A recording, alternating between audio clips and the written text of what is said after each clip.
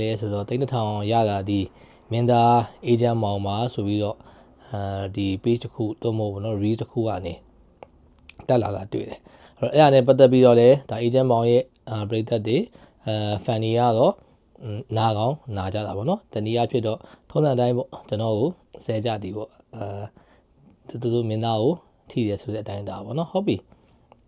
agent မောင်ကိုရန်လည်းပြန်ပြီးရေးရပါကျွန်တော်မဟုတ်ပါဘူးတဲ့ဘယ်တော့မှလည်းတိတ်တထောင်တို့မတောင်းခဲ့ပါဘူးဆိုတာမျိုးပေါ့နော်ကျွန်တော်ကိုရန်လည်း agent မောင်ရဲ့ page ကသူ့ account ကိုကျွန်တော်ကိုရန်လည်းစာပို့ထားပြီးတော့